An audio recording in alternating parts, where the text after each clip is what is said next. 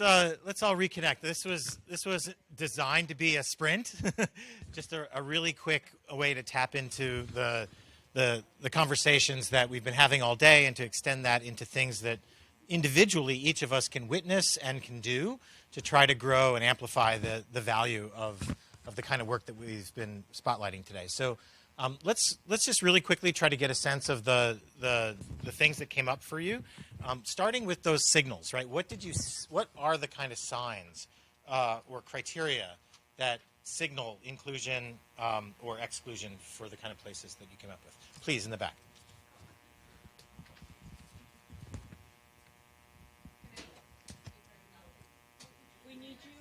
Yeah, there are some folks online, and the webcast will record this for posterity. Can everybody hear me? Yeah, that's great. Perfect. So I'm Isaura from NIMIC, and what we all found in common is the diversity. The faces that you see when you walk into the place or when you're approaching the place, the diversity that you can see, the cultural differences in the place. Yeah, it becomes a self-reinforcing thing, right? If you see many people, then it draws more people. If you see only one kind, it's like, hey, this is not for me. I see a lot of nodding heads. Other signs or amplify other ways that one shows up, please. Also related to diversity, but diversity of businesses, diversity restaurants, diversity in sort of age of businesses, how long certain things have been around, and the multi-generational effect that has on a place. Right. So who's actually doing business? Not just who shows up like physically there, but who's actually put their roots down in that place. Excellent. Other ones. I see one in the back and then another one over here. Can you hear me? Yes. I was in conversation with folks online. Thank you, Ron and Mike. And we were talking about the ability to reshape the space by moving things like chairs and tables. And that is both about convenience of use, but to me, it's about agency. I can pick up this chair and move it. Right. So the other piece is this notion of being able to connect the dots of different parts of the place, of the whole, right? So you start in one area of the space, and then you see something else in the distance, and it invites you to go. So there's movement and flow and opportunities for wonderment. Really cool. Yeah, that movability, we heard that earlier in the pogo thing, not just a big plastic, slide that can never be repurposed, but the reinvention of that place built to be recreated. That's really great. Sharon. So one factor that we didn't talk about too much today, other than the opening, which Lourdes gave us, was the history of the place. So if you're in the place, it may not be what it was 50 years ago, or even 10 years ago, or 100 years ago, but can you feel the history of the place? Does it celebrate the history of the place? Does that come through? Yeah. And that in itself, too, gives a sense of inclusion. It doesn't have to be what it was, but do you know what it was? Do you get a sense of the history? That's right. That's great. Here you go. Thank you. I think connected to that, can you see yourself in that history? So I talked about the fact that at the Missouri Botanical Garden there's a George Washington Carver garden, and that means something to African Americans who visit that garden. So in these spaces, can you see yourself represented? Brilliant. Excellent. Mark. And it came up in our group around history. Actually, you made the point that the history can also cut both ways. If park had become very dangerous for many years, you were saying that it's now, although across the street, people still aren't wanting to use it because it's considered it's a dangerous place. So even if that legacy is in the past, there's a sort of historical connection to a place in a community that keeps it from being embraced. Yeah. So it cuts both ways. The history can be positive and painful. Yeah. Please.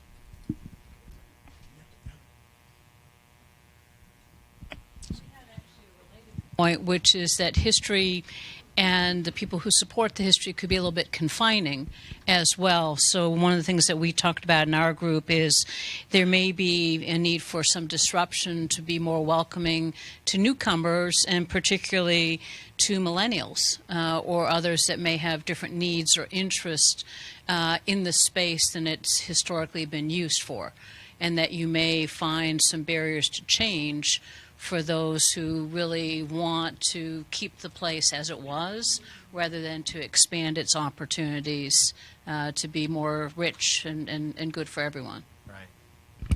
Which thrusts you into that messy negotiation that we heard so much about today, right? Because any one group could figure out what they would want, but then, that opportunity to imagine what it could be is eclipsed out of it. Excellent. Do you see others here, Pamela?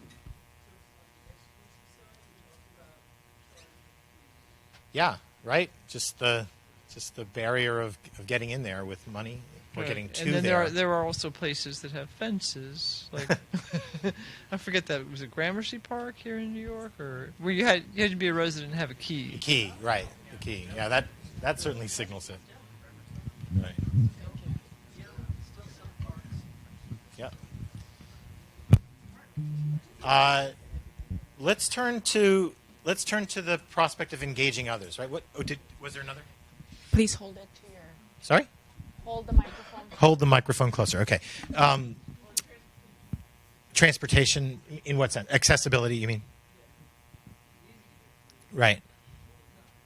So, right. How easy or hard is it to get to that space, and how well connected is that space to all the other places that one might need to go? Okay, excellent list of criteria. Let's turn to the engagement of others who might have an interest in expanding the inclusivity of these spaces. Who did you sort of see as potentially allies in this work, and what kind of cases did you think about making to engage them?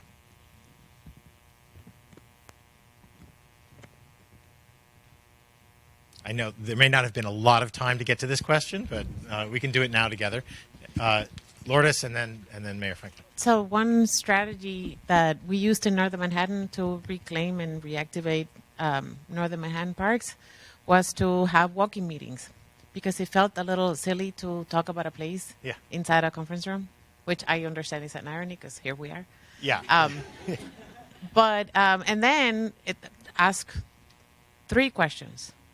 One is, how does the experience of the place compare to what you heard about the place or what you thought about the place before coming in? The second is, how can your programming, if you're a community-based organization or if you are a neighbor, how can you come back and use the space? Like, how can you bring your programming out of doors as a way to activate the space and have a sense of belonging? And then the third question is, like, who else should we be talking to that we hadn't thought about? And it's in dialogue, in place, like experiencing with our entire bodies as an instrument of data collection, that you can get to the heart of inclusivity. Yeah. And have you seen that kind of experience and immersion then travel back into the daily work and priorities of the organization? It in Washington Heights, it did. And in fact, that work started 16 years ago, and it's ongoing, even though it was only funded for the first 7 years by the CDC, because it's become a thing that we do together, right? So it's become not only ingrained into the programming or the work of many organizations, but when people move from their organization, they take that mindset to their next gig. Mm-hmm. They're like, oh, we should be part of this collective work to activate public spaces in Northern Manhattan. Yeah, Does that answer your question? Yeah, it's an excellent point, and let's pick it up with what other organizational habits and norms actually locate those who do business in these places actually as actors and placemakers themselves. Please, Mylene.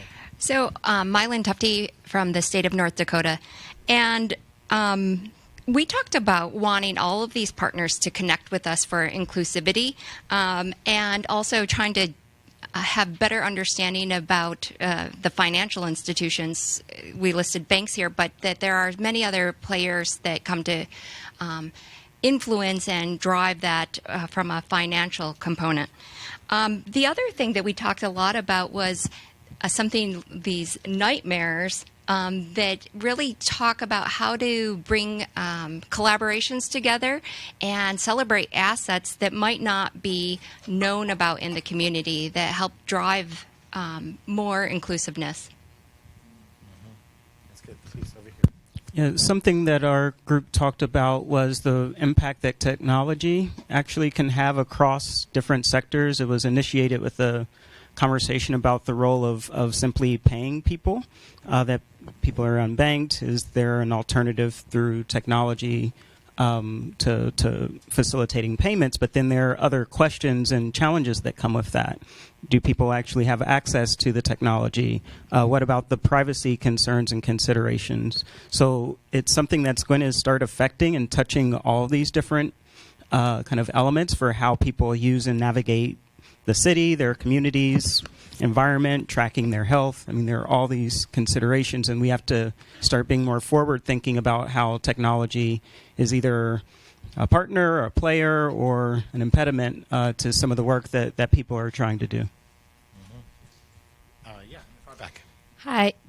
Is this on? So my name is Bonnie Kirker. And one thing that we talked about is when we think about inclusivity of neighborhoods and across neighborhoods are city and other government policies. So if we take as an example education policy when it comes to schools, and there are some pilots here in the city, as in New York City as an example, that are taking middle schools and making the admission to different middle schools complete lottery across neighborhoods. And so the idea there is for more diversity and integration and more opportunity for different children from different neighborhoods to go to different schools. And so policies like that, I think, can really open up neighborhoods to try to make them more inclusive rather than having barriers that have traditionally been there. Nice one. Nice one. Please. Hi, Joe from Pogo Park. This isn't something we talked about, but something that I was just thinking about is, as far as making inclusive spaces, is really considering how much time we have before we want reaction or reflection from members of our community. Probably sometime around 8 or 9 o'clock tonight, I'll have a perfect answer that will show up in my head. And because that's the way I think, right? I need some time to come back to it. So if we do have an inclusive space, make sure it's not like a one-time open space, that it opens up again, that it gives members in community time to go and reflect with people who they trust. To formulate their thoughts around that, particularly when I know I've experienced this when I'm not in a place of power, right? If I'm not in a place of power or authority, then I'll be a little more hesitant to speak up. But if I can build that confidence with my community, then come back, I might have something more to add to the conversation. So just making sure we have multiple opportunities. I was going to add, sorry. Also, one thing that Pogo Park did when they were creating their spaces, they visited other spaces. They did field trips across the Bay Area, across the nation. And so, they could visit your spaces and to be able to think about what they want to see there, not just from the local community, but nationally. And having that, it's part of your budget. And as you're developing this to get, and then also, it gained a lot of opportunities for the residents to see what other people are dealing with, and I think it also gained their expertise to be confident to talk about it when they came back home. Yeah, that's super. Pamela. One, I'd be curious if you think videos do that or not, but what I was going to say was inclusive. It's not listed here as offices of aging, because I've heard about some partnerships. I can't tell you, I don't remember where the Office of Aging would help to make sure that you had programming that was inclusive of seniors. You guys said you have a senior center down the street, so they were able to do it that way. Yeah, nice one. Doug. Yeah, so Doug Judy, Build Healthy Places Network. So Bobby and I happen to be working on a Surgeon General's report right now on community health and economic prosperity. And the focus is on what's the role of the private sector business in particular.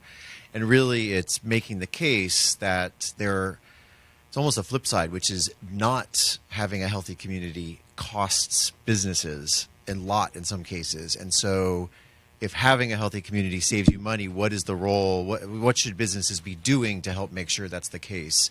And we don't have all the answers yet. You may add some to this, but it's like it's first just making. Part of it is a kind of a consciousness raising on the part of businesses that place matters to health, and that they have a potential role. And then I think you start to think about what the value proposition is. Yeah, it's a great point that businesses and many health and human service organizations, they are very involved with the individuals that they work with, but rarely the whole place and the population and its history and its future. And the minute that starts to come into view and a business wants to be in business 10, 15 years into the future, they're going to have to start asking, well, what is going to give us that advantage? And suddenly this immense array of opportunities start to come into view. Please, Carol. Hi, Carol Naughton from Purpose Built Communities. You know, one of the things we think about when we talk about neighborhoods in our work is we think, can the neighborhoods compete? Can they compete for people? Can they compete for businesses? Can they compete so people want to plant a flag and stay there? And I think that, you know, when we think about businesses, when we think about people who are making choices about where they live, including low-income families, can the neighborhood compete for people? And I think if we put that lens on some of that, you know, we can get to other people who've been excluded from the conversation. We can broaden the constituency of people who care about those neighborhoods and try to engage those folks in a more meaningful way. Yeah, there's also a thing that happens. So that can happen where there's population decline and a real literal question of who's going to be here. The flip side is places that are strong attractors that are getting sort of a magnet for incoming workers. Sometimes are there for the paycheck, but they're not really there for the place. And so how do the sort of newcomers and migrants to a hot economy end up actually feeling rooted in that place and understand that they are newcomers? And the question is, how do they live alongside those that have been there for a long time? Yeah. Yeah, please talk about that. I mean, I would say all the institutions, the K-8 schools, the K-12 schools, the early childhood education centers, and higher education. I mean, all of those players want to see a better world. So the question is whether that world starts at their doorstep, and how do they connect? And there's some purpose-built examples of that. We heard an example here at Hunter, making sure that the door is open for not just higher education, but for all educators, because everybody's got a very similar mission, and it might not be easy to come up with exactly how to do it, but it's worth the effort. And there are lots of resources in the education pipeline, so to speak. And maybe, well, there's definitely talent, but they also have a good place in the thoughts of the folks you're trying to persuade. People get it. If they don't get anything else, they get that education matters. I'm talking about funders, a lot of public policy people.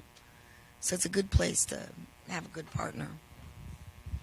Certainly goes both ways there too. Who shows up into the educational setting is one thing, but to what extent is the education happening outside the walls of a school in the daily life of the people around? Yeah. I just wanted to add another thing is resources with our academic partners, like grad students that work at our city. Like none of us had public health backgrounds, none of us in our team, and so a lot of the public health and planning students helped the city keep moving this work forward. When we didn't have money for our climate action plan, we used Professor Corbin's one of his studio classes to begin the research and create that to keep the momentum going. So because in that grant cycle we didn't get anything, that's talking about long-term relationships. The university has with our relationship through the classes and the students, we're still being able to move forward despite challenges like that. And also, we also push them that, UC Berkeley is a land-grant institution. It's paid for by the public, by the city. UC Berkeley has property in Richmond. So we're always also trying to push that it goes both ways, Yeah. Other, oh, please, here we go. Dory Hughes from GW in the Department of Health Policy, and I say that only to point to underscore that as I was thinking about how do you better engage health and healthcare institutions, part of the challenge is that as much as we're focused on social determinants of health and health equity right now, I don't think that many of us have adequately drawn the line between inclusive, healthy places and social determinants of health and health equity as it relates to health and healthcare. So that might be a challenge, certainly for me and for all of us, to think how we can better create that awareness and what are the narratives to underscore that point.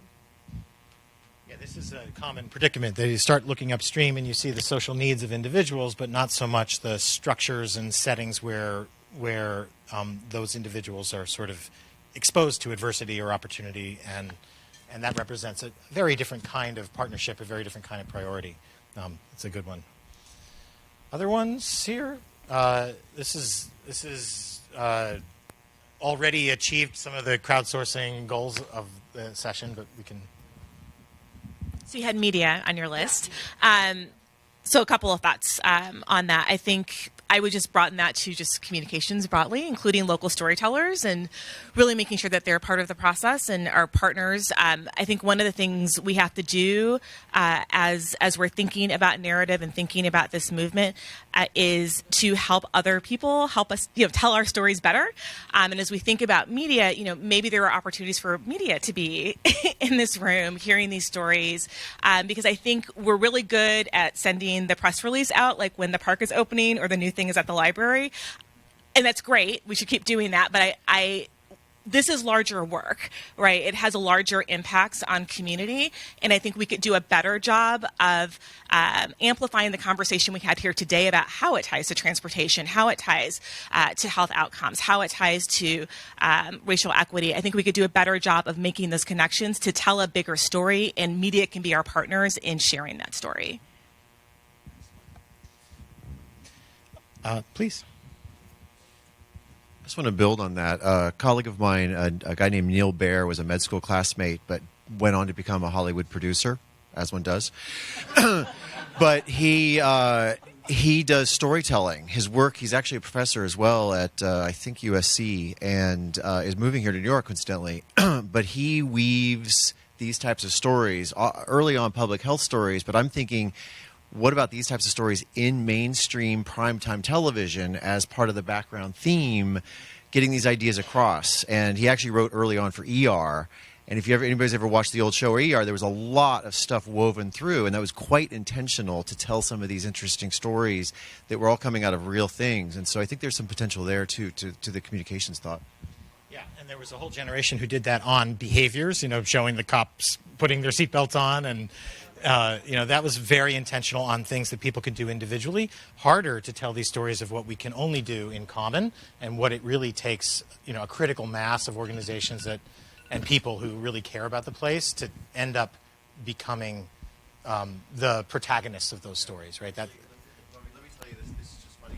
So this came up quite vividly, and they both laughed because he did the TV show Designated Survivor recently, which was picked up as one of those just eight in a row. And in the middle of it, the president of the United States says gentrification without displacement, and starts talking about purpose-built communities. And he wove that in based on a conversation he overheard me having. But the number of calls it drew real attention. And so little things like that, that's just a funny one that just occurred to me that really happens. If you haven't seen it, it's a scene in the Oval Office that basically verbatim from Doug. I think they say the word purpose-built in the Oval Office. It was impressive. Please.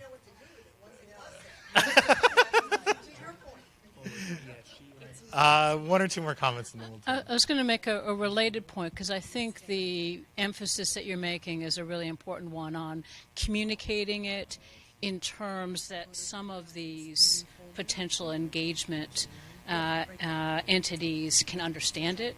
So I think, particularly in terms of the business side, I was struck by David Erickson's comment this morning about the idea of who owns the medical risk cost, which I think I would extend to who owns the medical, the productivity, the community cost of health.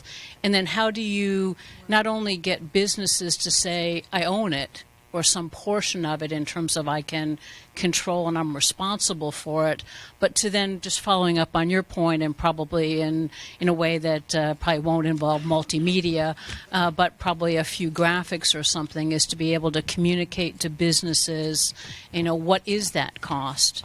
And then the linkage to place and the kinds of things we're talking about to show if you do something, if you take some action, that generates these kinds of places and opportunities, it will circle back and reduce your medical cost, your medical risk, and so on. So I think to go back to when you're talking about the Surgeon General, is to show those vital linkages is what is also really important. Yeah, I'm glad you mentioned that, and it's a good segue to a half an hour of final reflections that are not so much about this exercise, but about the whole day. And one of the threads that we had as a design principle coming into this day is the idea that there is immense value in this work. So much more than we're currently experiencing, and the question is, what's it going to take to both harness and amplify that value? And the first foundation of that value is rooted in the idea that places that are designed with intentionality and inclusion and through processes that involve enough of the parties who are going to be experiencing that place can end up producing very different results: economic, social, environmental. There's lots of these co-benefits. It's a truly multi-solving kind of enterprise that good solutions, well-designed places, you can't even tell the story from just a health lens. It's also an economic story. It's also an environmental story. It's also an equity story. What we also observed is that it requires different kinds of resources, different kinds of intentionality to bring together the conditions that allow for inclusive design and placekeeping to happen. So there's a very different kind of economics in terms of the value and the resources that flow into this work and the benefits that come out of it over time. The choices over the groups that were spotlighted today and the sort of frontiers of the field that you heard from are all mature enough that they have stories to tell about how those resources came together, how the benefits have been unfolding. A workshop is not the greatest forum to go through all of those numbers, but the resources and readings compilation that is online today as part of the Pop Health Roundtable webpage for this has a lot of those links. So if you're interested in exactly, sort of the deeper story of outcomes underneath reimagining civic commons, there's a lot of that's a click away, and same for other colleagues. So just know that I think we wouldn't have done this day at all if we didn't think that there was a serious case to be made about enormous value. And the question really, increasingly, is not so much what to do or whether to do it, but how. And that was really the kind of design principle that I think the planning committee brought to this was how could we shine a spotlight on those human beings who are actually doing some pretty impressive things that are not sort of beyond the reach of lots of practitioners across the nation. It's just not the norm yet, right? That what we're talking about is innovations that have been decades in the making and are increasingly becoming more conspicuous and more clear. But the stories and the exemplars, the visibility into what this work takes is still very primitive. And, it just hasn't traveled nearly as far as it needs to. So that's just a word or two about the design of this. I do want to say a couple thanks and then invite people to actually have a moment of reflection. And it's helpful to have that reflection voiced because the way the roundtable works is we put together a written proceedings. There's a video archive of the whole day, but there's a written proceedings. And nothing can be in that written proceeding that isn't actually said out loud in the room. So if you want your point or your perspective to be recorded and to figure into the proceedings, this is the time to do that, and we're going to create space for that.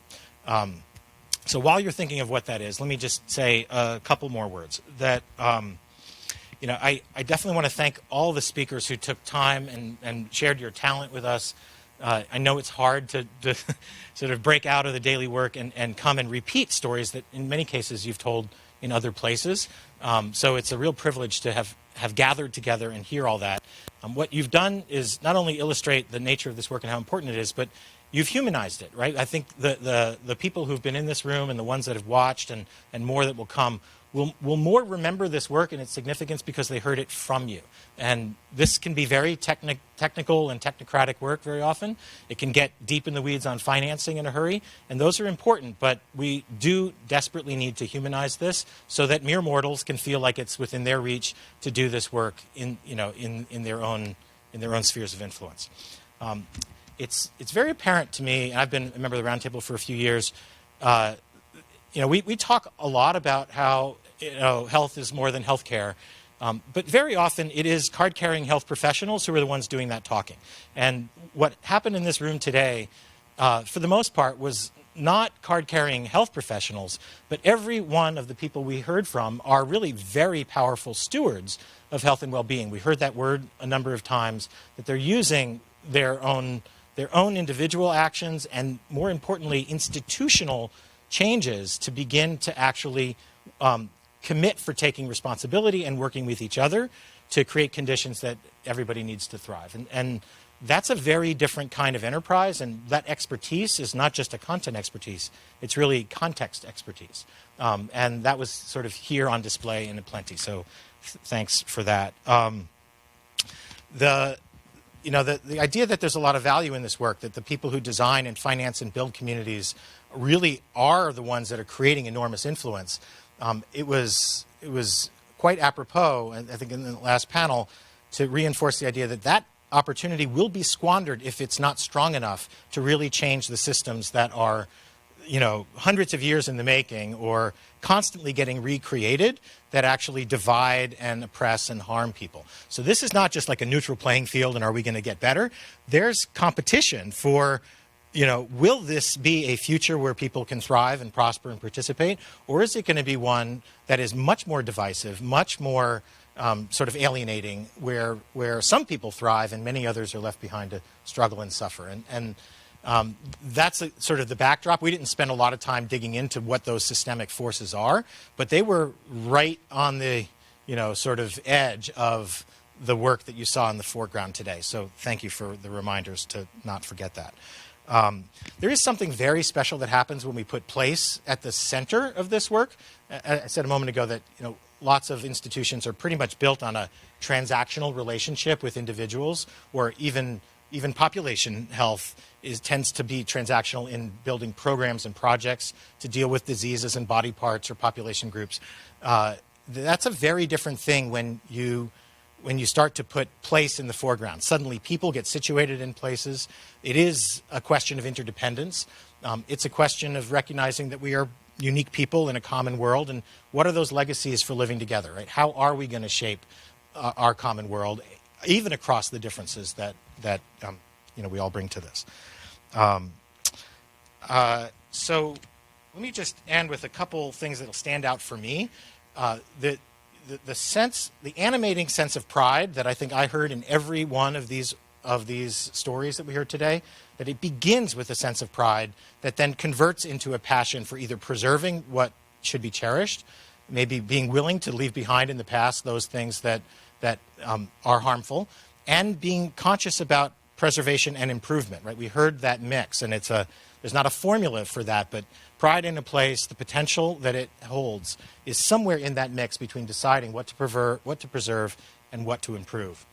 The macroeconomics of this are pretty compelling. We heard big numbers today: $1 trillion of sort of squandered resources that are attributable to things that we actually know how to change. The question is, do we have the will and organization and capability to do that? Hundreds of billions of dollars and tens of millions that are getting leveraged when this work starts to open itself up, not to one organization doing it, but saying this is a place that we all care about, and at different scales, these were very big numbers that were quoted today. I won't bore you with my own little list, but I have this habit of writing down dollar sign figures when people quote them, and there were dozens of them today, and they were very big numbers, much bigger than the average meeting where people celebrate a $100,000 grant here or a 3-year project to do this or that. We're talking about industrial strength change, and that kind of elevates this to another level. I want to end with a point that Mayor Franklin made at the beginning, which is, a lot of us feel like there's an impossible hurdle of short-termism, that everybody makes decisions over what's going to happen, tomorrow, the next quarter, on my election cycle. And the conviction that you articulated to bring the 50-year view into this work, which I've actually imagine that's coupled with not just looking forward 50 years, but how do we get into the predicaments that we're in now means looking backward 50, 100, 400 years. And so the time horizons that I think were in display here are far longer than most people perceive. And we need to pierce this myth that everybody works under short-termism, because there is the possibility of actually thinking about history and futures, and then the questioning what's going to be our role here and now in redirecting that future to be one toward more well-being. So I want to invite those that have reflections. Those are just a few quick ones that stand out to me. And we've got some mics coming, and this is a great time to get your voice on the record or just to underscore what stands out for you that you'll take away from today. And then we'll end with a few things. So, Hunton. Thank you so much. I really appreciate it, especially those who are on the ground and the practitioners being part of today, because I think it really grounded us. I would say my key takeaways are definitely the importance of community-owned processes to build inclusive communities, and it really is about building the power and agency. And so that saying, not about us without us, really hangs in my my mind. I really appreciate Shirley Franklin's advice to think long-term, because I've always thought about this work as don't start where the communities are, but where they dream. So what if it's 100 years out? What would that look like in terms of the legacy of building inclusive communities? And then I'm still struggling with thinking about exploitative capitalism and its role in terms of building inclusive communities. How can we deepen the conversation more around that? Yeah. Perhaps a topic for a future workshop. Buenas tardes again. I am so appreciative that Nicole brought Domino's into the room, because I had been thinking that one person's joyful domino game is somebody else's loitering infraction. So if we don't realize that that is true, that not all bodies walk into public spaces in the same way, unless we understand that, we are not going to think differently. We're not going to act differently. We're not going to invest differently. Not everyone walks into a public space thinking, I may be picked up by the police and sent, deported to a place that is not my home, because this is my home, right? So I just wanted to put that out there. And also, I want to say that Jennifer's thoughts on the professional class as owning 84% of the wealth, is that what you said? Holy smokes. If we think of ourselves as acting agents in that capacity, then we have a lot of power. So I am reminded that we have that power, and that, like Spider-Man says, with great power comes great responsibility. Very good. Sharon, and then over here. So as my reflection, I want to add my appreciation for all the stories we heard today, from the Fitzgerald neighborhood to the purpose-built communities and Brownsville and Pogo Park. And I think in all of them, what we heard was that inclusion is really an asset. And we didn't maybe use that word so much today, but it's a real asset. And I think we have to put that forward. And the other thing is equity is a journey. And, that sort of sounds a little bit like cliche-ish. But it is a journey. And I haven't heard the story yet where anyone said they arrived, that they got there. So I think it also takes a commitment to recognize that, and that we all have to be committed to pull ourselves along that journey. So thank you. Thank you to everyone. I appreciated the entire day. The whole day was completely inspirational. But what Nupur, said about getting away from community engagement as sort of, I often say we fetishize community. We treat it like it's some sort of trinket rather than something that's alive and dynamic and breathing. And I appreciated what Mayor Franklin said about complicating community. So don't go in assuming that we know what everybody is going to want or that everybody's going to want the same things. And the necessity of walking into that tension, but also using power when we sit in places of power to fuel some agency, and real agency, not token agency, is just something that sticks with me. And I'm not sure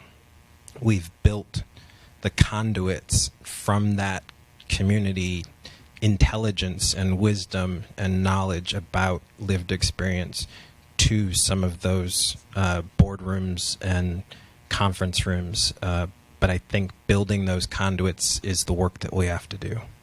That's great. Thank you. So sorry, you could go. Did you want to go? All right. Let's start I'll up go. here and then, Okay. and then to the back. We both had a mic.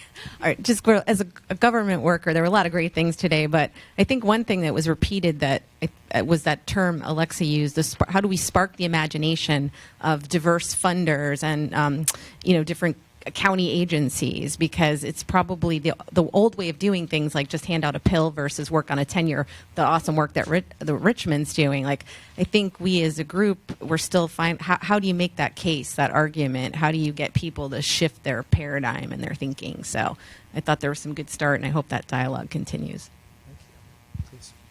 Yeah, I was going to say 2 points that really stuck out today besides Mayor Franklin's long-term thinking was, one, the idea of sort of mapping mission between different types of stakeholders and really understanding where people are coming from has a lot of different shapes and ways and languages, and that we have to sort of map those things out to start to translate, right? How a community member looks at something versus government versus a foundation, et cetera, and that there's probably a lot more alignment than we think. The second point goes really to the idea of the long term, and that we have to constantly be having the conversation about the dynamic between creating and maintaining. And I work in government, and so maintaining never gets a conversation, right? Nobody wants to do that work, and it happens with us as individuals, like maintaining your health. We all have the same problem, and it turns into a city, right? Not maintaining itself. And so like that dynamic and somehow elevating that is important. And there's a history to that, right? Who is maintaining, right? And how are they valued in society? What resources do they have access to? What spaces are they able to have power and control over? And so kind of putting that conversation dynamic is really important. It came out, I think, in so many projects. Pogo Park, who's caring for the space, who's maintaining the space is the same as how we think about how we care for our communities and for our people.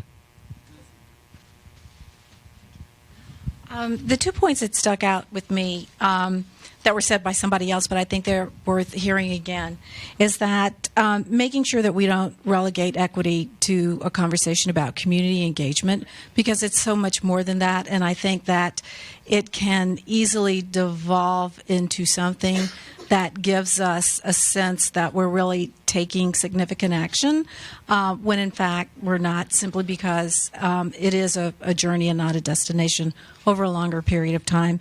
And the other thing that was said, I think was important, is that to ensure that we're dismantling the system that caused it. And so I think when we pay attention to how we got here and what is the structure and the nature of the system that maintains it is really the crux of a lot of this work. And it can be very scary at times to think about dismantling something, but it's also an opportunity to rebuild it in a way that addresses the issues that we've been talking about today. Please. Hi, Mylene Tufte with the Department of Health in North Dakota. And one of the things that I thought was very good that was talked about today was around people's intentions in inclusivity, and then the understanding that we need to have trust and build trust. So I appreciated those comments. Coming from a very rural and frontier state, I think that a lot of people think maybe in their minds urban design, urban planning, and those types of things. But I think that those principles and practices do translate to rural areas and need to be considered. In addition, just the respect for the cultural diversity that I heard today was just fabulous, and I appreciated that. Doug Judy, Build Healthy Places Network. I think what was exciting was hearing the conversation. Actually, one thing that specifically came up was that healthcare, for example, is recognizing its increasing role and responsibility in addressing social determinants of health. We, Bobby and I, as I said, are working on what's the role of the private sector. But one thing that, in my opinion, we don't want to see is healthcare or the private sector doing placemaking by themselves. They're better positioned to, I think, initiate, accelerate, or expand the work of those who already do it well. And getting that right, where does the community benefit dollar best go? Where does the low interest loan best go? Like, it's overwhelming, I think, for healthcare and others to think, like, am I supposed to fix this neighborhood? No. But you're very well positioned to help those who know how to do that better. And I think that's partly what we need to do, is tell the story, but without, in some way, assigning responsibility for that, because it's off-putting and can result in resistance. Yeah, well said.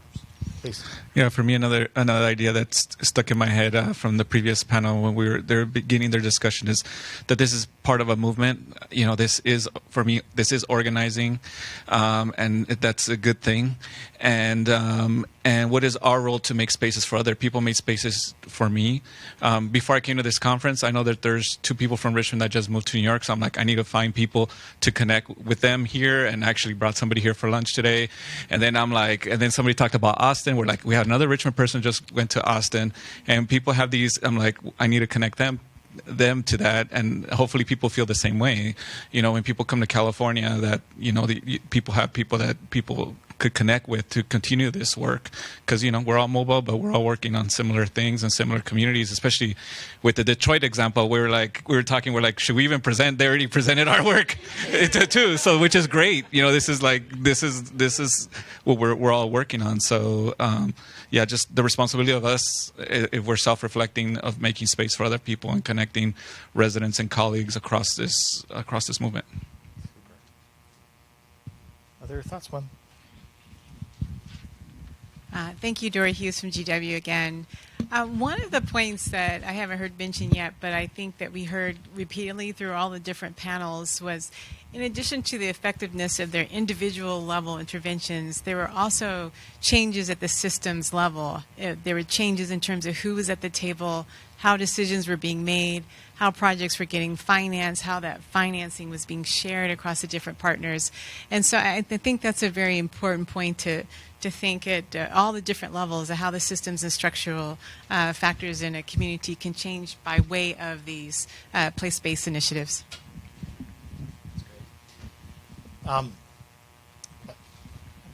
Thank you. Carol Naughton, Purpose Built. I wanted to say thank you to everybody in the room.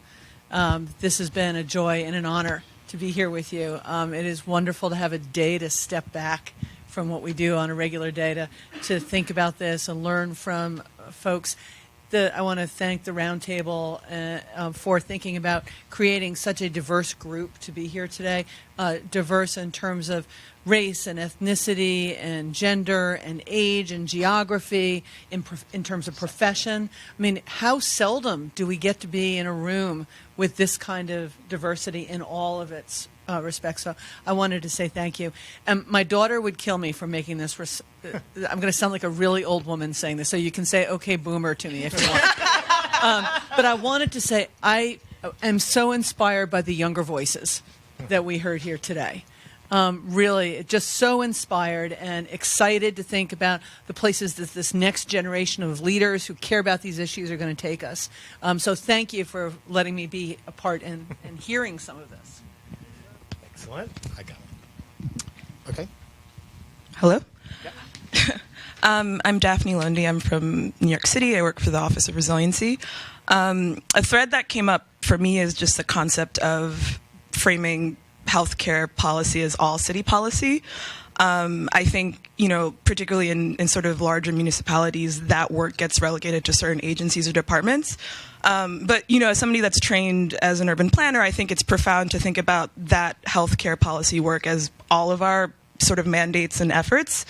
And what would it be like if it was sort of the mandate of the housing agency or the open space agency to be thinking about these things at all times. So just carrying that as sort of a mandate that all people working in spaces of policy making should be thinking about. Well, the clock is always we're on the tyranny of the clock. So I just want to end with a few thanks to folks without whose help this wouldn't have happened. Starting with the Planning Committee, we have Nancy Andrews, Colby Daly, Carol Naughton, Lourdes Rodriguez, Lynn Ross, Pamela Russo, and Laura Torchio. Thank you all. The National Academies staff do an enormous amount of work, often unthanked, but we're going to thank you now. Alina Bachu, Anna Martin, Lori Brenning, Rebecca Shavat, and Carla Alvarado. Thank you. We absolutely owe thanks to Hunter College and the colleagues who've helped create the space for us to be here and remind us about the long history of what it takes to build an institution that welcomes these kinds of conversations. We would have been homeless had we not had